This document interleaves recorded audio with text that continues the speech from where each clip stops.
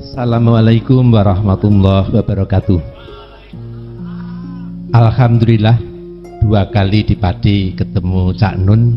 Semoga dapat benar-benar memberikan pencerahan terhadap kita. Kaitannya dengan tingkatan cahaya untuk mencapai kepada Tuhan, itu saya akan menyampaikan sebuah sedikit anekdot. Ada seorang kaya raya yang mempunyai 4 orang istri. Orang kaya raya tadi mendekati sakaratul maut, maka dipanggillah istri yang keempat, yang paling cantik dan paling muda. Istriku, aku akan mencurahkan isi hatiku kepadamu. Kalau aku meninggal dunia, maukah engkau menemani aku karena aku sangat ketakutan di dalam kubur? Istri pertama, istri keempat yang masih cantik dan masih muda itu langsung menjawab, aku tidak sanggup, aku masih muda. Justru setelah Anda meninggal, aku masih punya kesempatan untuk menikah lagi. Aku jujur kepada Anda. Karena kecewa, maka dipanggillah istri yang ketiga. Ia mencurahkan lagi isi hatinya. Istri ketiga masih agak muda. Dia menolak. Justru Kanda kalau meninggal dunia, aku akan mengadakan selamatan besar-besaran. Dan jujur, aku akan menikah lagi karena aku masih muda. Istri yang kedua juga dibegitukan. Kemudian sampai istri yang pertama, yang notabene seorang perempuan yang sangat top. Top itu singkatan tua ompong perot. Jadi istri yang pertama dicurai, maukah, sanggupkah kamu untuk menemani aku di kubur? Kemudian sang istri menjawab, aku akan setia menemani kau di kubur. Siapa istri pertama tadi? Amal jariah kita. Jadi pencapaian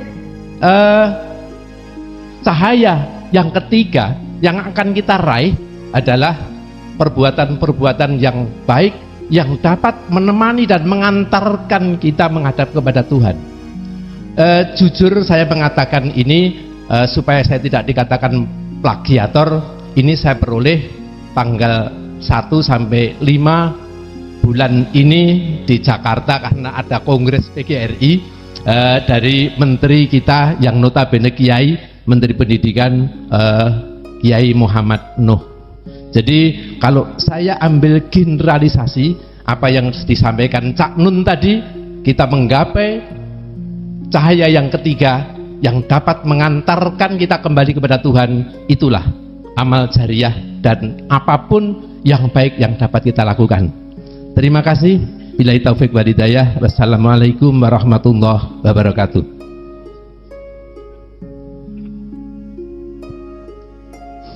Assalamualaikum warahmatullahi wabarakatuh.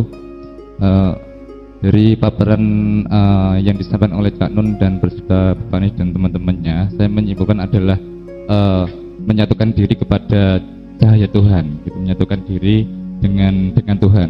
Yang saya ingin tanyakan, di dalam suatu kehidupan tidak lepas yang namanya sebuah pergolakan, perjalanan sebuah hidup, dan dimana ada taraf seseorang itu mengalami netralisasi, yaitu masuk dalam ranah renungan di situ, ranah renungan. Yang saya ingin tanyakan,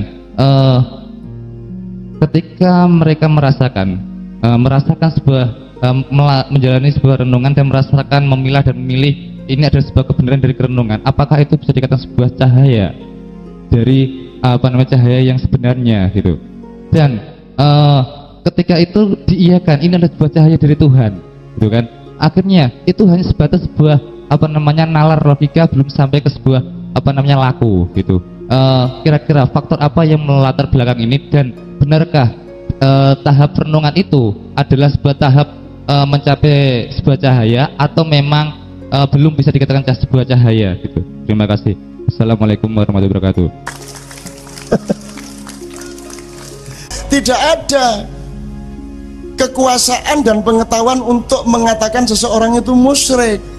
Bagaimana caranya tahu? Wong musyrik letaknya dalam pikirannya orang kok. niatnya apa, yang dituhankan siapa, kan ada di pikirannya dia dan di hati dia. Bagaimana cara yang kamu tahu? Apa mergo ngobong menyan terus syirik ngono? Perilaku kayak apa misalnya? Itu syirik. Bagaimana bisa menyimpulkan bakar menyan itu syirik? Kan tergantung niatnya apa. Dan niatnya nih, aku bangane bakar ndasmu tak bakar menyan wae. Ye, apa ora kuwi? Apa ora kuwi? Loh, yang menjadikan seseorang musyrik atau tidak itu kan kalau dia menuhankan yang selain Allah. Nek ngobong menyan belum merupakan bukti bahwa dia menuhankan selain Allah. Yang bisa membuktikan adalah niat di dalam pikiran dan hatinya. Lah untuk mengetahui niat caranya piye gue? Caranya piye gue? Le ngecek piye? Mulane rasa itu di luar kekuasaanmu, nyirik-nyirik ke wong, ngafir-ngafir ke wong, kamu tidak punya ilmu, tidak punya pengetahuan, tidak mungkin kamu bisa tahu itu. Wong kafir apa ora iki ra iso. Abu Thalib iki mlebu Islam apa ora iki ra ngerti. Belum pernah secara resmi menyatakan syahadat, tapi nek ning jero atine wis wingi-wingi piye? Yur karo Gusti Allah, lep menenge lep ya, kita kandhake nek kowe urung syahadat ya menenge ben kedo sinau sok-sok.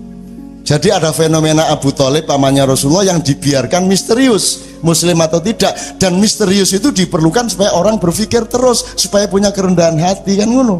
Jadi ojo gampang-gampang nyimpulke wong kafir apa ora kafir piye lemu ngerti.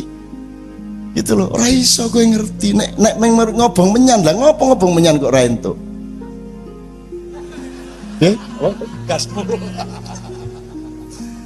Loh, apalagi di dalam tradisi peradaban Jawa, menyan itu kan berfungsi password. Password itu kode untuk membuka pintu tertentu lah ngono to. Kowe mlebu apa, WP sapa, kowe kudu ngerti password-e, kowe tuku password-e ben kowe iso mengakses ke dalam. Nah, menyan itu juga adalah password untuk memasuki sebuah gelombang tertentu. Ayo piye ayo. Ora apa-apa toh? Artinya kemungkinannya sangat banyak. Bahkan mungkin orang yang kelihatannya alim sekali itu musyrik ya bisa. Bisa saja dia menuhankan dirinya sendiri, dia menuhankan sholat, bisa toh? Dia menuhankan masjid. Ono loh masjid dituhankan, ya toh? Masjid digembok, ya toh? Bebe? Mikir dipateni lah ya, nek ora kok gowo bali ya. Gitu ya. Jadi semua itu dinamis, dan satu-satunya jalan untuk memperlakukan semua itu adalah berunding secara rasional dan saling rendah hati satu sama lain. Itu. Dan sekali lagi bid'ah itu hanya di ibadah mahdho. Nek posone ditunda untuk supaya tidak bareng karo tahun ajaran baru sekolahan. Iki ben ora bareng iki anune posone Sawal wae engko riyayane apa bakdo Sawal iki besar gitu. Ora entuk aku bid'ah kuwi jenenge, dan sampai tingkat haram.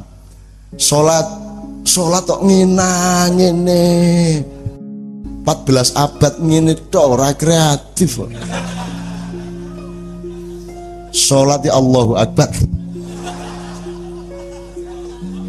Sami Allahu liman hamidah. Aku bid'ah jenenge. Kowe langsung Israel teko duduk deyel. Kanggo tapi beduk kae.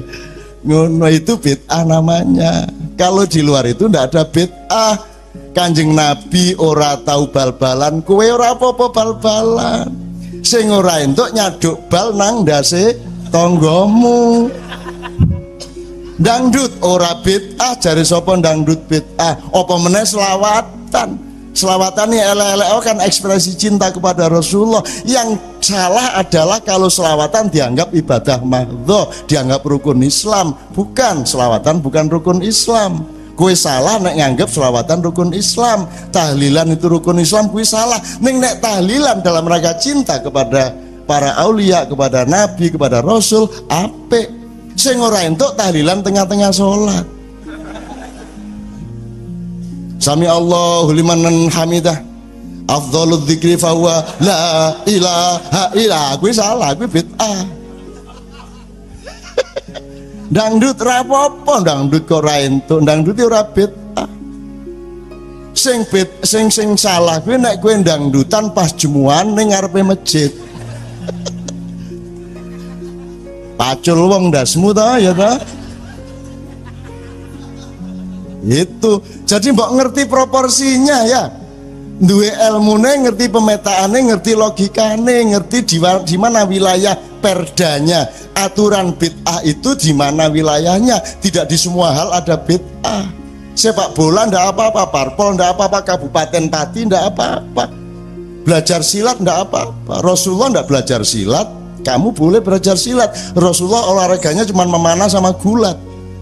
Karena gulat ampuh tenan ya. Gue tahu tanding tenan gue. Totoan. Ono wong ngenyek bendino. Ngenyek. Angger Kanjeng Nabi nang Ka'bah, ning kono wong dodol apa-apa njur Kanjeng Nabi bisiki soal tauhid. Terus bocah kuwi mesti liwat. Tauhid nih ya. Tauhid. Dinyak bendino Kanjeng Nabi suwe-suwe jenenge ya menungso to. Akhire Kanjeng Nabi ngene wae. Kowe gelut karo aku, nek aku kalah aku leren dakwah, nek kowe kalah kowe lunga saka kene. Oke, begitu oke langsung ditungkul karo Nabi terus di take down. Jadi kena ngene iki set, sikile diwet ngene iki blek, dikunci terus armbar. Armbar iki tangane dicuklek kene di anu sikile Kanjeng Nabi wis kene ra iso anu. Wong ndelok dhewe aku. Wah, ampuh tenan ku. Wah, gitu. Kaya guyon lah. Guyon ra entuk. Guyon ya Kanjeng Nabi nek kaya jenenge guyon kok. Guyon ya ora mungkin aku ndelok dhewe. Ning ya mungkin wong soal gelombang kok ya ta. Iya ta. Ah, hidup itu sangat dinamis, oke. Itu contoh-contoh. Jadi tolong soal itu jangan bertengkar ah. Bid'ah soal segala macam itu ojo njur kowe ngurmati wah kayak wiritane ampuh lho kae. Lho wiritan itu input. Ibadah itu input belum output. Outputnya tadi itu Pak amal soleh. Nek perlu kowe aja ngerti nek kowe sering seneng wiritan, mergo wiritan kuwi kan dinggo melembutkan hatimu, meningkatkan rasa sosialmu, mendekatkan dirimu kepada Allah, sehingga begitu kamu keluar rumah, keluar masjid, kamu menjadi sangat santun kepada banyak orang. Nah, yang perlu diketahui orang santunnya kepada orang, akhlakul karimahnya, bukan wiritannya. Jadi tanda orang Islam yang baik bukan jumlah wiritannya. Ono wong ora nganggo wiritan ning tetep apik ya ono to. Oke to kaya kowe barang kuwi to. Itu loh. Lho, nggo apa nek kowe ahli wiritan, kowe pinter maca Quran ning njur sombong karo wong. Angger pengajian merasa lebih alim, lebih pinter dari umatnya lah ngono sih. Terus langsung kayak gini ya, gini ya. Wah, gayamu lele. Sopo gue iki kan gitu. Nah, di pengajian kita ini ndak ada gitu. Kita ini bareng-bareng ngaji. What does it mean? What does ngaji means? Ngaji mean bangun aji. Ajine uripmu. Aji itu dalam bahasa Arab sesama manusia horizontal disebut martabat, nek vertikal disebut darajat. Derajat hidup apa? Ngasah jiwa. Ngasah jiwa, ngaji ini kok singkatan. Gue iki senengane singkatan. Ono gelas tugel ra iso dilas. Ora nek kabeh tugel ra iso dilas ya tangane ya gelas ya iso dilas nek tugel. Wong Jawa ki senengane ning ya ora apa-apa kuwi itu bentuk pencarian juga. Apa? Top. Tak pikir apa jebul tua ompong perak iki apa iki? Ki hanya nang kaya ora apa-apa dengan niat baik semua menjadi oke, ndak ada masalah. Cuman nek ngaji itu dari kata aji, Pak. Dan jangan dicari kepanjangannya atau singkatnya, memang kata aji. Kalau pengkajian di kampus itu simposium menganalisis masalah, itu pengkajian. Kalau yang kita lakukan ini non akademis, ini lebih luas dari dunia akademis, yaitu membangun aji ning urip. Piye ben aji? Yon duwe isin.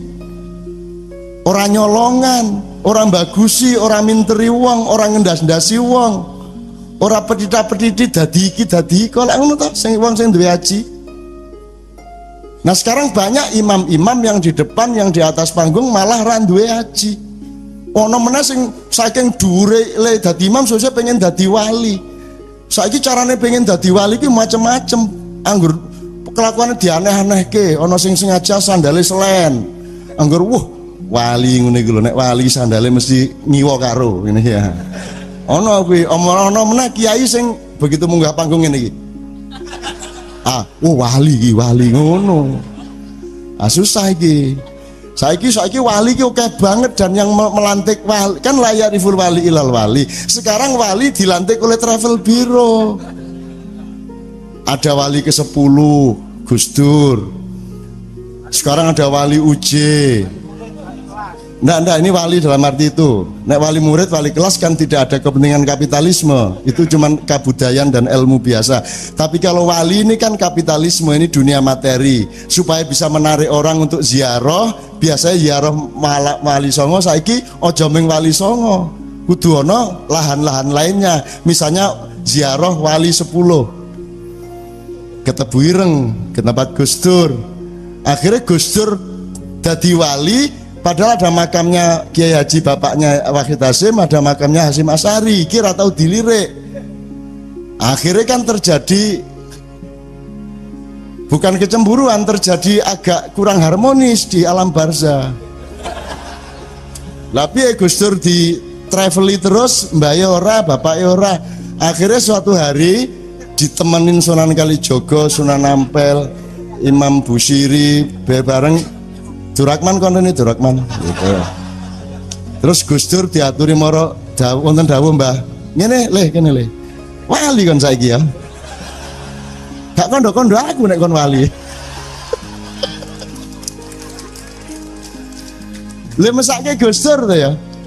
Kalau memang kita menyimpulkan beliau wali, mari kita hormati benar-benar sebagaimana layaknya menghormati para pemegang walayah. Walayah itu sertifikat kewalian. Nek risalah sertifikat kerasulan, nek nubuah sertifikat kenabian, nek khilafah sertifikat Hizbut Tahrir. Jane wae kene kabeh ana wis dipek Hizbut Tahrir ya wis ben rapopo wis rapopo. Wis kene malah ora dadi khalifah, malah ra dosa to ya, malah penak gitu. Nah, mari kita hormati benar. Ini kan enggak Gus Dur diwalikan untuk kepentingan travel, bisa mempengaruhi banyak orang untuk menyerap duitnya. Jadi sekarang ada wali 10, kemudian ada wali 9 Jawa Timur. Kan wali kan songo kan Jawa Timur, Jawa Tengah, Jawa Barat. Jawa Barat 1 Sunan Gunung Jati, Jawa Tengahnya Sunan Kudus, Sunan Kalijogo, Sunan Muria. Ya. Ora Bonang Jawa Timur. Ya. Nah, berarti di Jawa Timur tinggal 5. Tinggal 5. Nah, ben jangkep wali songo Jawa Timur goleke 4 meneh. Golek-golek ana Yai Bungkul, ana Sunan Sopo, dan cara mencari wali yang baru itu tergantung sing gampang rute bise nang ndi. Jadi sing gampang diliwati bis dia dadi wali. Lah piye kaya ngene iki? Itu yang namanya gelombang kedua diserap oleh gelombang pertama. Gelombang kedua yang seharusnya mengabdi kepada gelombang ketiga, dia malah diserap oleh gelombang pertama. Bahkan dunia gelombang kedua dan ketiga dijadikan komoditas pada gelombang materialisme yang pertama tadi. Itu. Oke, pertanyaan lainnya toh, supaya tidak berkepanjangan nih soal wali ini nyenengki soalnya.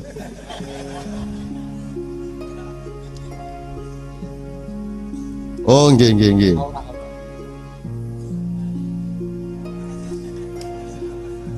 Gini Mas, B. Oh nganti sahur, disediake apa gini? Amuk modaro, atene dodol omah ya.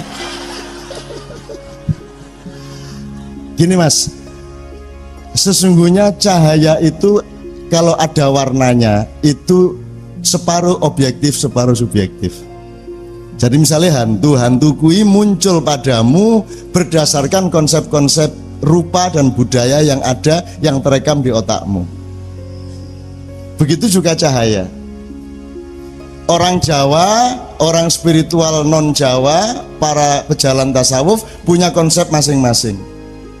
Misalnya kalau Jawa, warna yang paling tinggi, langit yang tertinggi ungu, wungu. Tapi alasannya filosofis. Wong sing wis dhuwur tenan kuwi wong sing wis wungu, ya kuwi tangi. Nah, jadi itu filosofis, dia tidak objektif.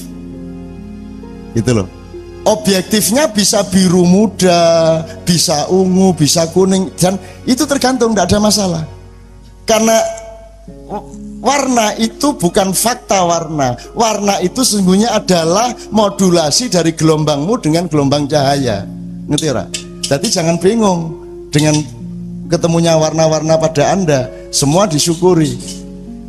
Menurut saya salah satu pemanaan yang pragmatis adalah Anda jangan tidak mensyukuri apapun yang datang ke Anda.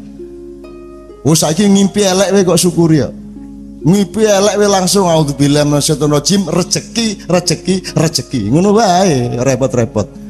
Terus malaikat, "Oh niki pun ajeng cilaka ning ngomongi rezeki niki pripun Gusti?" Wis ora apa-apa kae wis yakin aja wis ono rezeki wae. Ngono akhire. Bener lagi. Lho husnudzon sama Allah lah. Iya ora? Ketiban cecak. Ono manuk nelek kena sirahmu, waduh iki ono le langsung rezeki ngono wae. Allah kok gitu loh. Kalau husnudzon sama Allah kan Allah terharu kan gitu. Kan ada dua cerita. Allah itu nganggur-nganggur pada suatu hari ngomong sama Jibril, "Bril, kayak ono cah loro ning neraka kayak kon rene, cah loro sing kae saya harus sing kae." Kon rene. Wah Jibril sing pundi? Kae sing kono kae karo sing kono. Gue diceluk wong loro terus ngadep Gusti Allah. "Kowe ngopo kok mlebu neraka le?" Kata Allah. Terus orang itu jawab, "Ya Allah, saya mohon ampun, selama hidup saya belum pernah berbuat baik. Selalu jelek kelakuan saya." "Oh ngono ya, pancen nek ngono wis pantes kowe ning neraka." "Nek kowe piye le? Ngopo kowe neraka?" "Wah, kula niku umur kula dawa. Luwih 90 ya Allah. Ning kula niku mboten tahu pisan-pisan taaten jenengan mboten tahu kula. Blas mboten tahu ngono kuwi." "Oh, dadi kowe ora tahu taat karo aku." "Ah, nggih, pisan mboten." Nah ngono ya. Wis kono bali. Allah kan mangkel akhirnya bali. Nah, wong loro ki reaksinya terhadap perintah bali, pulang kuwi berbeda.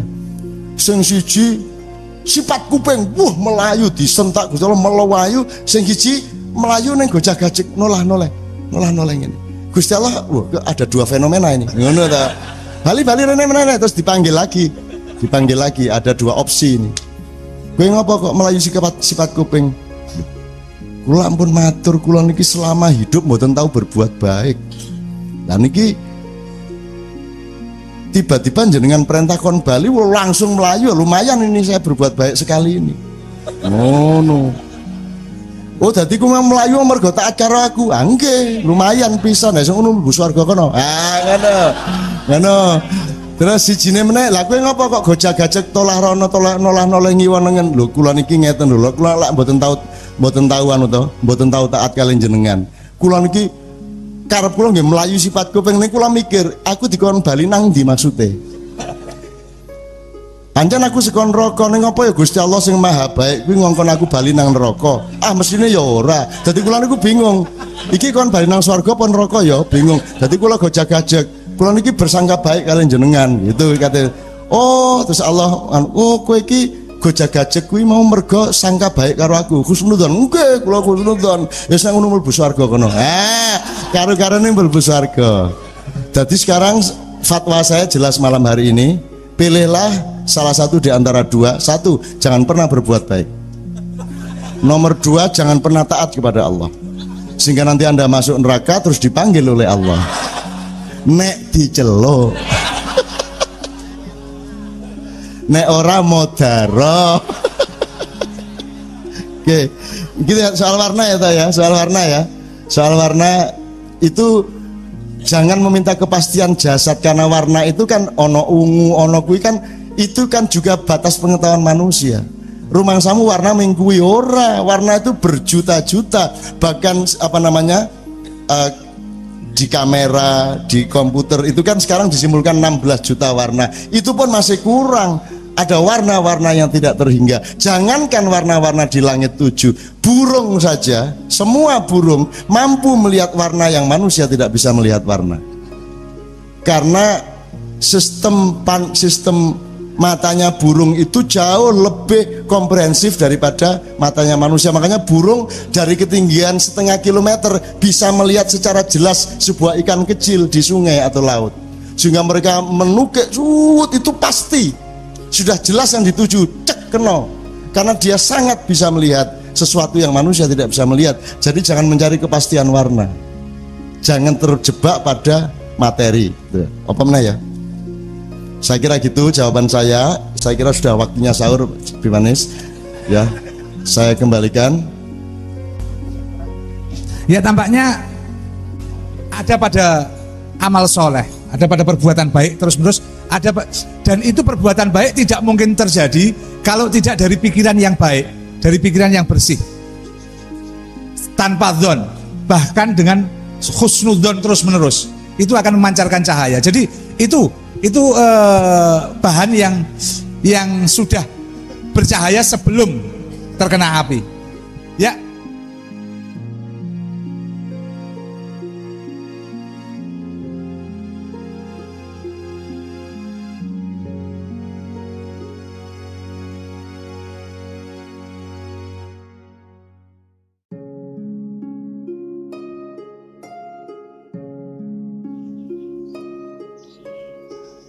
Assalamualaikum warahmatullahi wabarakatuh. Nikmat hidup yang sesungguhnya. Allah serius menciptakan Nur Muhammad, sehingga melanjutkannya dengan bikin jagat raya alam semesta beserta penghuninya. Selama puluhan juta tahun dibiarkan liar, alamiah, dan liberal. Kemudian di ujungnya, sekitar 10.000 tahun terakhir, Allah menata kepemimpinan bumi dengan menghadirkan khalifah. Pada bagian-bagian akhir dari ujung zaman, Allah pasang Nabi Rasul pamungkas yang dipegangi buku manual bernama Al-Quran. Penduduk bumi tak usah terlalu repot mencari Allah sebagaimana sebelumnya. Cukup baca kitab itu dengan kecerdasan dan kenikmatan, tidak ragu, patuh dan setia kepada kandungannya. Penduduk bumi pada era pasca Khotamal Anbiya sekarang ini tentu tetap berkemungkinan untuk merusak bumi dan menumpahkan darah. Tetapi ada model lain yang membuat saya yakin bahwa ujungnya tetap keselamatan. Fid dunya hasanah wa fil akhiratil hasanah. Allah sendiri yang pasang khalifah, Allah sendiri yang tancapkan tonggak syafaat dengan menghadirkan Muhammad.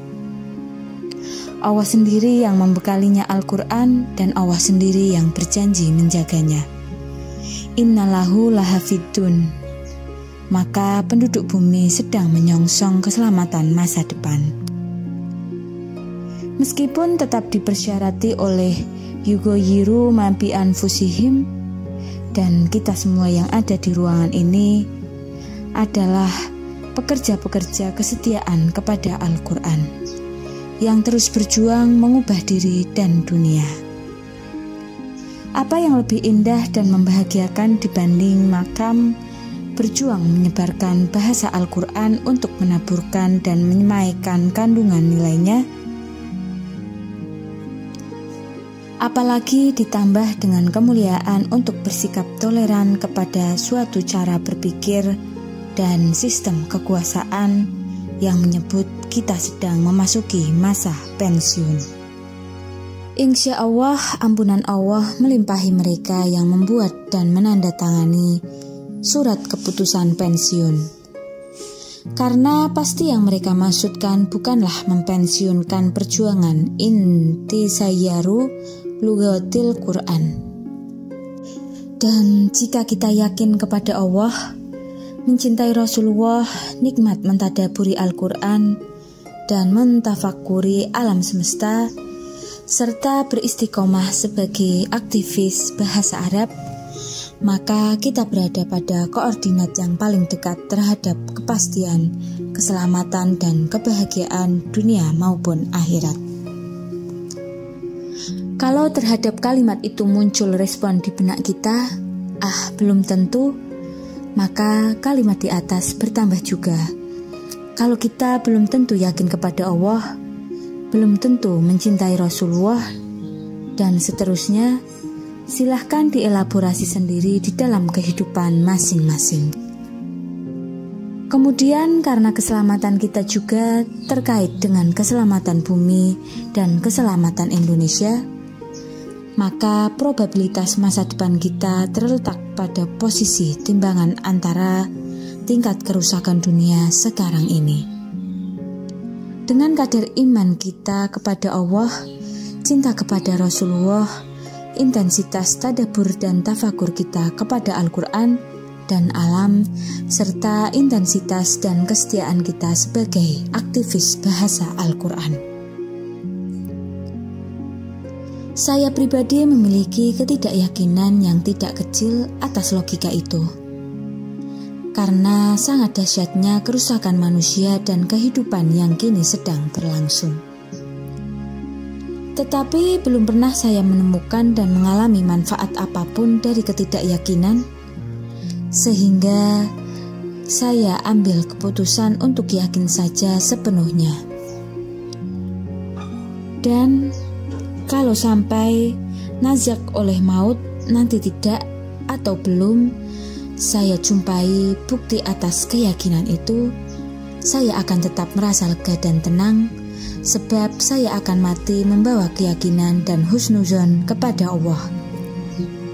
Berikutnya insya Allah sesudah menapaki kematian, Allah dan para malaikatnya tidak mempertanyakan tanggung jawab saya atas keselamatan bumi dan Indonesia, kecuali sebatas yang terkait dengan amal perilaku saya selama menjalani penugasan hidup.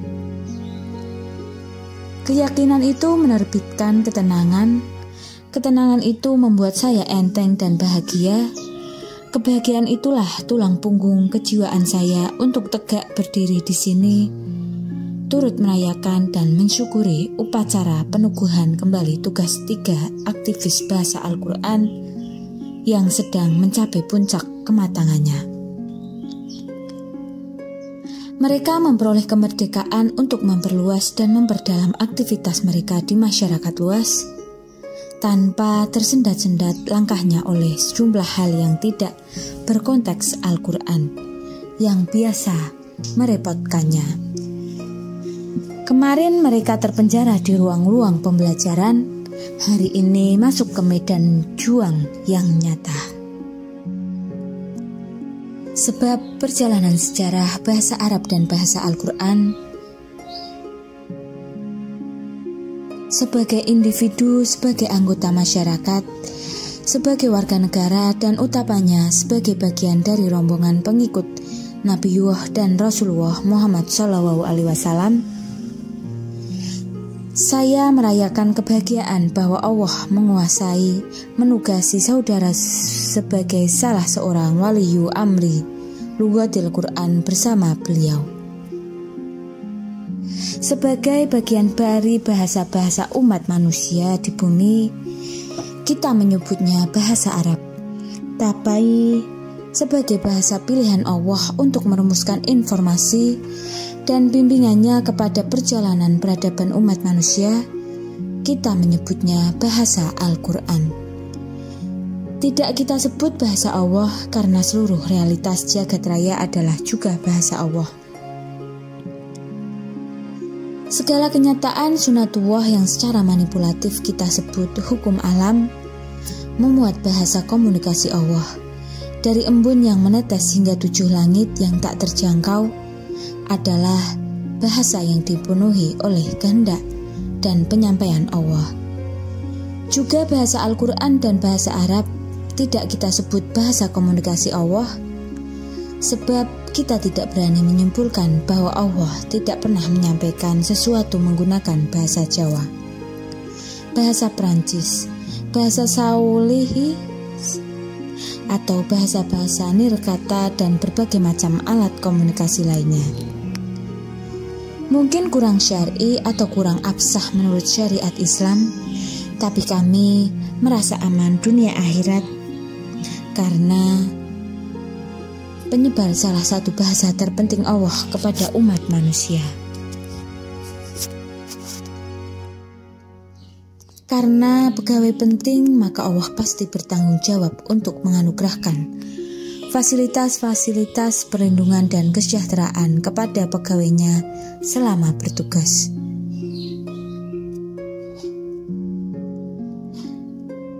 Hari ini menemukan dan menyadari kemungkinan kenapa Allah tidak memperkenankan untuk melanjutkan belajar di pondok, sehingga ia menciptakan suatu peristiwa dan memerintahkan pengurus pondok untuk mengusir saya. Padahal setengah mati saudara membimbing saya sejak akhir SD agar bisa dan pantas masuk gontor. Peradaban umat manusia abad 20-21 menyeret 4 level, hifz, hayal, fik, dan fa'al, ke level peradaban aklul hawas, peradaban ilmu katon, yang sejak nenek moyang kita hal itu dianggap sepele, gampang, dan rendah. Semua kesibukan software dan rohani manusia diabadikan ke materialisme, kapitalisme. Sekarang dengan watak liberalisme, bahkan neoliberalisme, segera memasuki ultraliberalisme. Puncak substansial nilainya terletak pada pandangan bahwa Tuhan adalah materi. Sehingga semua unsur dan limpahan dari Tuhan dimaterikan, dikapitaliskan seluruh dan kemenyeluruhan al-arsy al-azim yang agung, utuh, dahsyat, berdimensi, dan bahkan hakikat kenyataan hidup ini sedemikian dekatnya dengan laisa kamitslihi syai'un, dikertikal, disempitkan, didangkalkan, disepelekan menjadi hanya materi. Apa materi diskusi kita? Yaitu Tuhan. Perusahaan universitas menimpakan kepada dirinya masalah besar dan konflik yang sangat serius dengan Tuhan. Tuhan mengajari manusia merohanikan materi universitas. Yakidu kaidah bahkan wa makaru. Dengan pendidikan mematerikan rohani, Tuhan membuat manusia agar menempuh syiratul mustaqim melalui dunia. Universitas menyeret manusia untuk mencapai dunia karena puncak sukses adalah pencapaian keduniaan. Terbalik wasilah dan gaya menurut Tuhan dengan menurut universitas. Sekolah dan universitas mempersiapkan siswa dan mahasiswanya untuk memiliki sudut pandang, sisi pandang dan jarak pandang terhadap materi. Tidak dipersiapkan untuk mereka metodologi untuk memandang yang non-materi. Bahkan secara akademis, yang non-materi itu disimpulkan sebagai tidak ada keperluan substansial untuk bekerja sama dengan murid. Orang yang menghendaki dan memburu ilmu, masyarakat mengirim anak-anak ke PT Universitas dengan biaya mahal agar menjadi peserta didik, menjadi konsumen jual beli materi ilmu. Universitas adalah toko grosir, adalah pusat kulakan materi yang berupa kumpulan kata dan kalimat yang disangka ilmu. Salah satu gunanya adalah untuk melegalisir status bahwa masyarakat lebih bodoh dari mereka, lebih rendah derajat sosialnya, serta harus patuh kepada pasal dusta yang mereka karang melalui gengsi kelas menengah dan kekuasaan bernegara. Secara masyarakat, mereka tidak mengandung kebenaran apapun, karena posisi mereka adalah untuk dikursus dan ditimpa kebenaran putra-putrinya yang telah menjadi agen penguasa ilmu dunia global.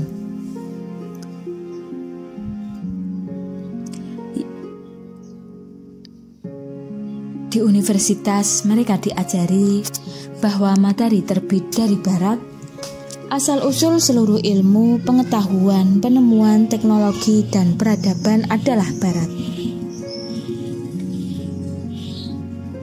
Semua yang di timur itu bodoh, melarat, kumuh, kampungan, bloon, bego, tidak percaya pada dirinya sendiri. Maka penduduk timur harus diperadabkan, harus dijajah untuk dijadikan civilized. Diajari pakai kancut, celana, jas, dasi dengan busa mulut yang bermuatan bahasa barat, meskipun sepotong-sepotong. 300 tahun sudah penduduk timur dicuci otaknya, disirnakan kepribadiannya, dipendam sejarah masa silamnya, diperbudak trilogi politik, perekonomian, dan kebudayaannya. Bangsa Indonesia Jawa yang untuk satu peristiwa kecil punya sebutan tiba, rutuh, jungkel, geblak, jelorot, jengkang, kesosor, jungkir, nyungsep, dan seterusnya, merasa lebih bodoh dan tertinggal dari bangsa yang hanya punya satu kata, falling down, untuk peristiwa yang sama. Bangsa yang peradabannya sudah mencapai detil pari, gabah, beras, sego, memperbudak dirinya kepada bangsa yang hanya punya rice. Bangsa Indonesia tiba-tiba bikin negara dan republik karena tidak berani mencari dan menjadi dirinya sendiri. Kaum intelektual berpikir bahwa kerajaan itu kuno, otoriter, dan diktator. Seakan-akan bisa diselenggarakan kehidupan bersama tanpa otoritas dan diktat hukum. Otoritarianisme dan diktatorisme adalah suatu tata kehidupan di mana rakyat tidak memiliki daya tawar atas kedaulatannya. Hari ini rakyat tidak punya bargaining power terhadap wakil-wakilnya sendiri, terhadap presiden dan seluruh jajaran pemerintahannya. Kalau yang otoriter, diktator hanya satu, raja dan sejumlah penggawa, agak sederhana caranya melawan. Tapi kalau yang diktator adalah presiden dengan sekian peremannya, sekian menteri dengan ratusan dan ribu pegawai jajarannya, dewan perwakilan yang berlapis-lapis sampai ke strata bawah, dan seterusnya, sangat ruwet dan butuh ekstra energi untuk memberontakinya. Kalau di dalam kerajaan, diktatornya sendirian. Kalau dalam republik demokrasi, diktatornya rombongan. Tentu saja saya pribadi tidak masalah dengan republik atau kerajaan, persemakmuran atau federasi atau apapun. Kami diam mempelajari transformasi formula kenegaraan dari Majapahit ke Demak, Pajang, Mataram hingga Indonesia hari ini, serta segala kemungkinan yang kami gali dari sebanyak mungkin sumber nilai dan bahan-bahan sejarah. Itu bukan karena kami tergolong negarawan, guru bangsa atau pemerintah, tapi karena aktivisme bahasa Al-Quran sampai pada tahap memverifikasi secara Qur'ani hal-hal terpenting yang menyangkut kehidupan orang banyak, khususnya umat Islam dan bangsa Indonesia. Dalam skala sekecil apapun, semua untuk menyelenggarakan proses transformasi atas setiap kemungkinan peradaban yang berlangsung agar bergerak menuju atau menjadi atau memperoleh hati surga. Min adab dunya illa fuad il jannah. Beribadah kepada Tuhan tidak mengarang karena sudah punya terminologi tentang ibadah mahdhah dan ibadah muamalah. Hasadnya kepada kebesaran Muhammad SAW mengkonversi jadi cinta dan kekaguman, memperoleh pemahaman yang objektif dan proporsional tentang konteks jihad, syahid, kitol, Allahu Akbar, mau belajar membedakan posisi yang tidak sama antar agama, syariat, mazhab, fikih, aliran ormas, golongan, sekte, termasuk antara Quran dengan hadis, antara hadis dengan hadis-hadisan, dan seterusnya. Maka ro'aitan nasa ya'duluna Fidinillahi ahwaja, termasuk di dalamnya penduduk bumi berduyun-duyun menikmati bahasa Al-Quran. Akan tetapi, kalau kenikmatan itu belum menjadi kenyataan hingga hari terakhir jatah hidup kita, tidak masalah, karena kita sudah menjadi bagian yang aktif dari iradah Allah, cinta Rasulullah dan pekerjaan suci Al-Quran. Otoritas dan fakta inna nahnu nazalna zikra wa inna lahu lahifizun adalah otoritas, kekuatan dan fakta yang tak bisa dilawan oleh siapapun dan apapun. Berada dalam keyakinan itu saja sudah merupakan kebahagiaan yang tiada tara.